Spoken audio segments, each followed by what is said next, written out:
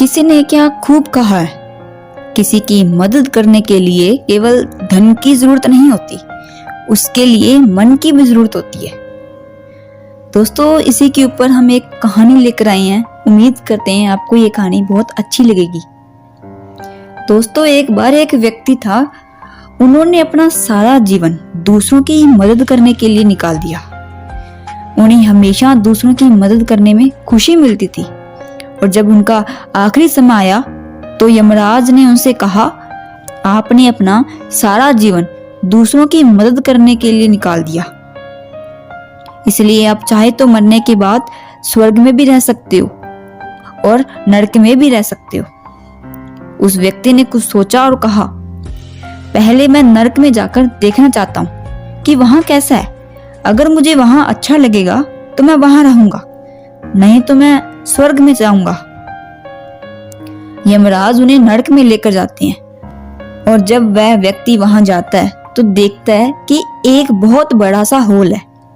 वहां पर बहुत बड़ा टेबल लगा हुआ है, खाने का बहुत अच्छा सामान वहां पे रखा हुआ है, लेकिन फिर भी सब लोग भूखे हैं। सबके चेहरे पर उदासी है और सबकी शक्लों पर साफ दिख रहा है कि उन्होंने बहुत समय से कुछ भी नहीं खाया।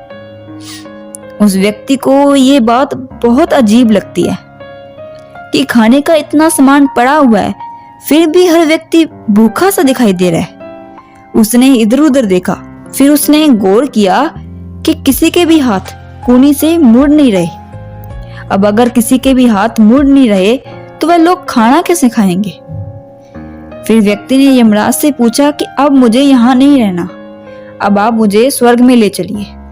जब वह स्वर्ग में जाते हैं तो वहां पर भी एक बहुत बड़ा हॉल होता है। उस हॉल में भी एक बहुत बड़ा खाने का टेबल होता है जिसपे नरक के जितना ही अच्छा खाना रखा हुआ होता है, लेकिन यहाँ पर सभी लोग बहुत खुश थे।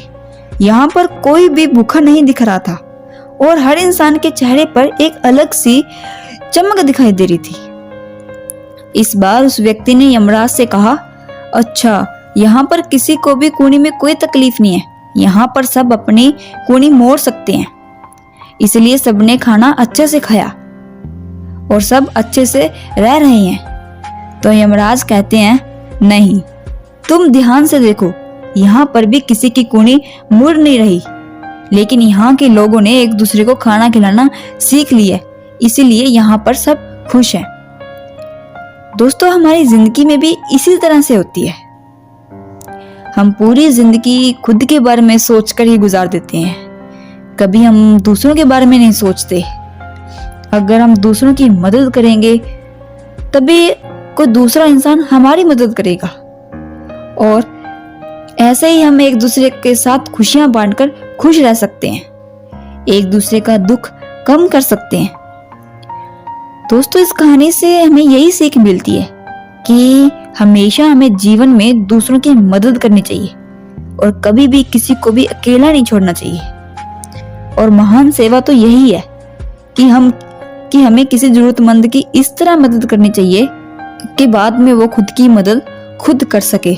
हमेशा ये चीज याद रखो कि जब आप दूसरों की मदद करते हो तो आपके मन में एक खुशी होती है, आपको एक खुशी मिलती है, और अगर आपके मन में वो खुशी नहीं मिल रही तो आप मन से सेवा नहीं कर रहे। तो कोशिश करो कि किसी की भी सेवा करो तो मन से सेवा करो, और कभी भी आपको मौका मिले किसी की भी सेवा करने का, किसी की भी मदद करने का, तो हमेशा तैयार रहो, हमेशा उसकी मदद करो। दोस्तों, आपको ये कहानी कैसी लगी कमेंट बॉक्स में ज़रूर बताएं, और अगर आपको ये कहानी अच्छी लगी हो तो अपने दोस्तों के साथ भी शेयर करें और इस वीडियो को लाइक भी करें।